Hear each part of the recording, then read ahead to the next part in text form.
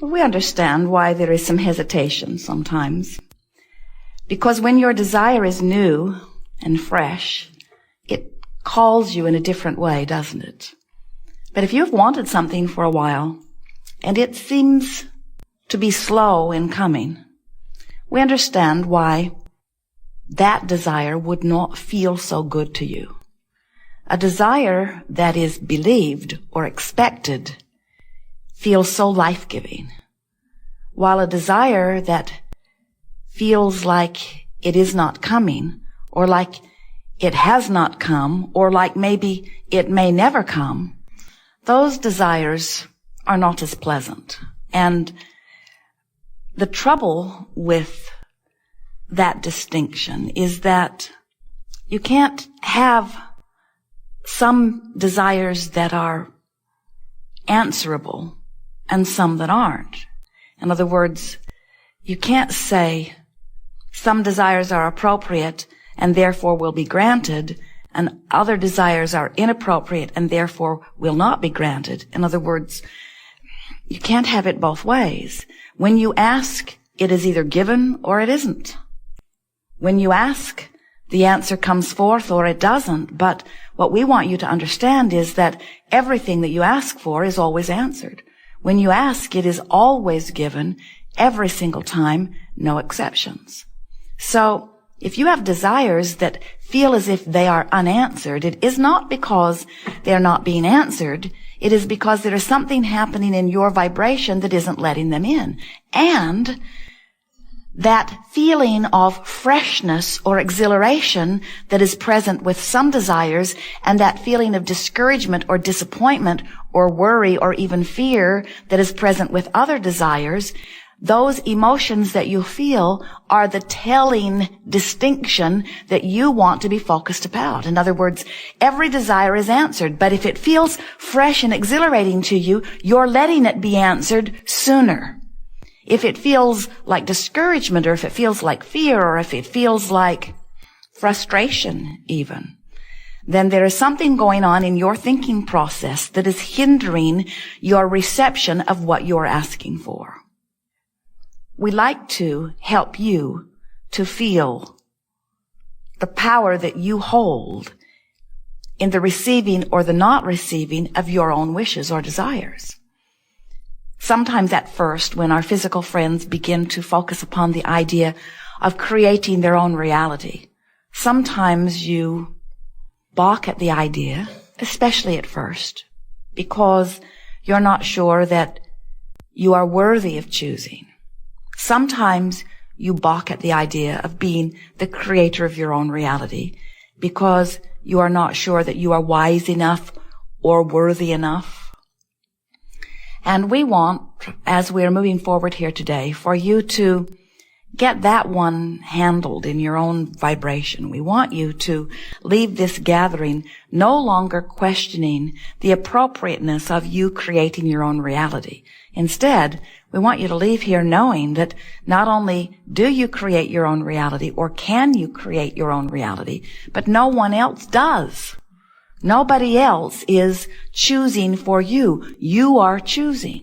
We want you to go with the flow. You've heard the expression, go with the flow. And we want you to realize that in the ultimate sense, what going with the flow means is going with the flow of the ideas that this time-space reality has helped to give birth to within you. In other words, if this environment has inspired the idea within you, it is our promise to you that this environment can fulfill that desire completely. You could not want it if you could not have it or be it or do it. It's not possible. The idea that you have dreamed it means that it can be yours. In fact, we would like to say to you, it means that it must be yours. But you've got to get in sync with your own desire, which means you got to go with the flow of your desire, not against the flow of your desire. How do you know when you're in the flow of a desire? It feels wonderful. It feels like passion. It feels like enthusiasm. It feels like the next logical step. It feels like well-being. How do you know when you're not going with the flow? It feels like frustration. It feels like irritation. It feels like aggravation. It feels like fear. It feels like anger. It feels like suffocation. In other words, when you're not going with the flow of what? the flow of well-being. How do we know it's the flow of well-being? It's the only flow there is. There is only a stream of well-being. You can let it in or not.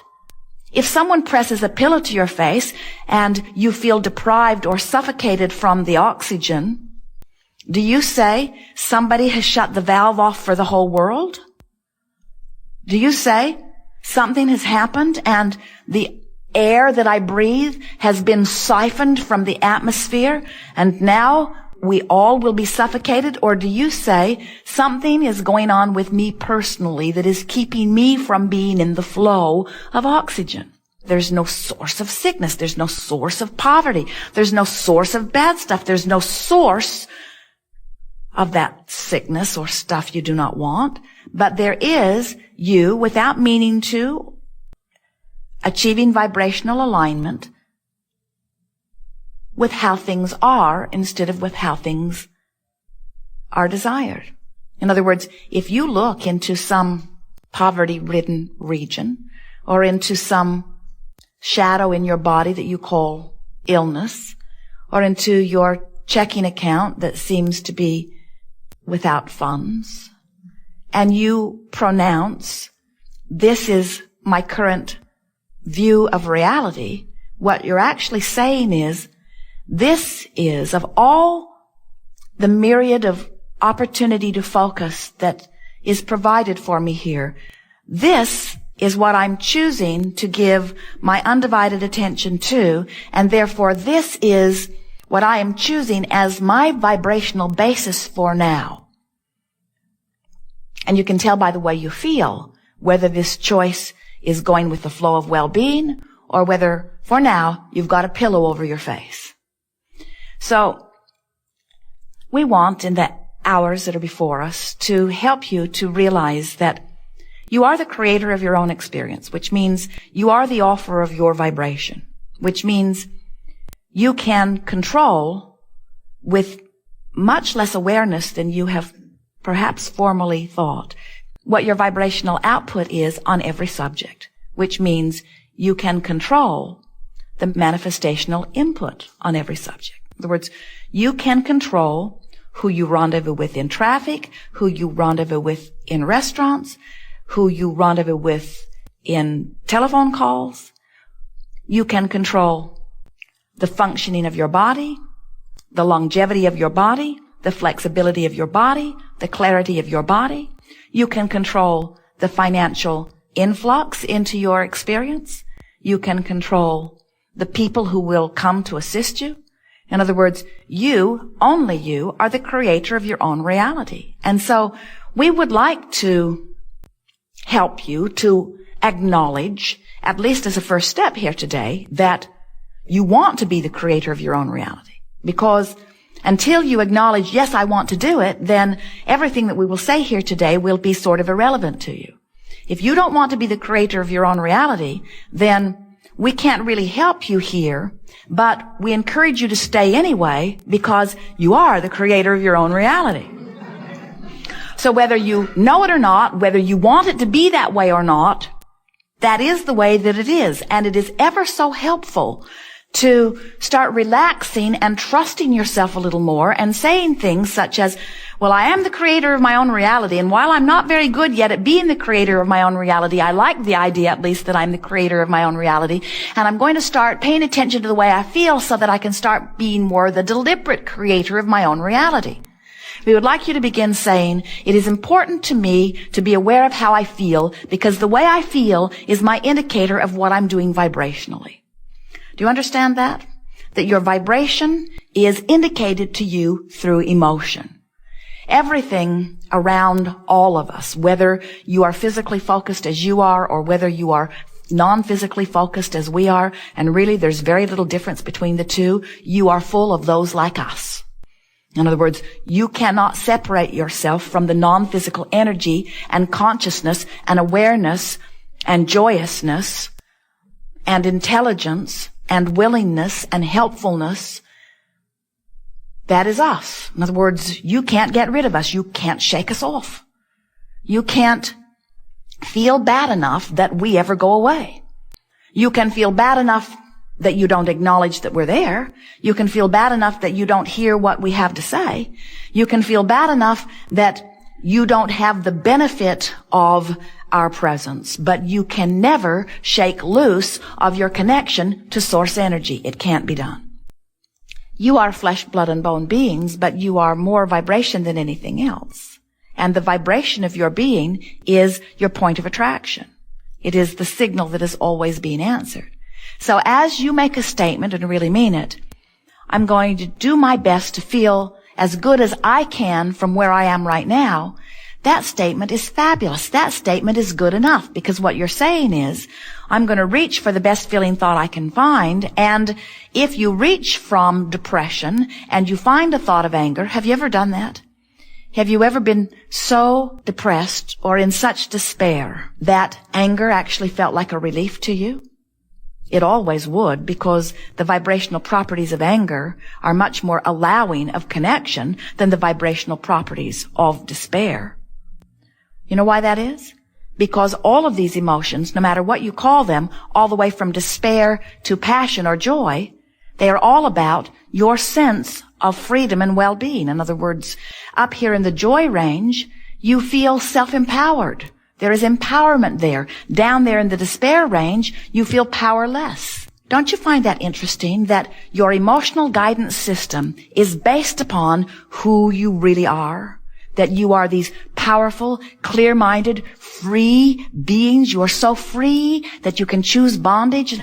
You are free to choose, free to focus, free to offer vibrations, free to attract. Sometimes people will see you as you've moved naturally into anger, and they will say to you, your anger is inappropriate. And we would like you to say to them, maybe so, but I'm happy here. This is my happy zone. I cannot reach the bliss that you have reached right now. This is as good as it gets for me, and it feels so much better than where I've been that I'm going to stay here for a while. So if it's unpleasant to you, I suggest you stay clear of me for a while. Do not worry, say to them, I don't plan on staying here very long, because I have this new mantra that says I'm going to continue to reach for the best feeling thought I can find, the best feeling thought I can find, the best feeling thought I can find. So I don't anticipate that I'm going to stay here forever, but for now this is the best feeling thought I can find. I'm working on something in the area of frustration and overwhelmment, but right now this is the best feeling thought I can find. And here is the important thing about this. If you have reached for the angry thought deliberately and have found it, and you can consciously acknowledge that it feels better than where you have been, now you have regained your power, which was what the whole negative emotion thing was about to begin with. That's why once you make that first step into something where you have consciously acknowledged that you're back in control, you can move quickly up the emotional scale. But until you acknowledge that you've done it on purpose and that you have affected the change, then you feel powerless. Then it feels like karma did it to you. Then it feels like your powerful mother did it to you. Then it feels like the government did it to you, or the economy did it to you, or a past life did it to you. You are very creative in all of the ways you explain why things aren't going better. But you never feel good until you acknowledge that you have creative control. The key to this moving up the emotional scale, in fact, it's such a wonderful exercise that we call it moving up the emotional scale. The key to it is reaching for the feeling of relief. There is allowing and there is resisting. And in leaving resistance behind, you find allowing. But the physical, visceral sensation of leaving resistance behind is a feeling of relief. So every time you feel just a little bit better, you have left behind a little bit of resistance. And every time you leave just a little bit of resistance behind, you are allowing more of the things that you've been asking for. So all of those things that have been held in vibrational escrow for you, we're not kidding you. Every time you've been in a situation where contrast has caused you to offer a preference, even if you didn't know you were offering the preference, you didn't speak about it, or you didn't write it down, you didn't say, I have a goal. Every time contrast produced preference within you, it preceded you vibrationally. And non-physical energy, non-physical beings like Abraham, like your inner beings, non-physical beings focused upon the rocket that you launched and are imagining it coming to fruition for you. So there is a pre-paving energy vortex that extends out before you, and it is full of all of the things that you want.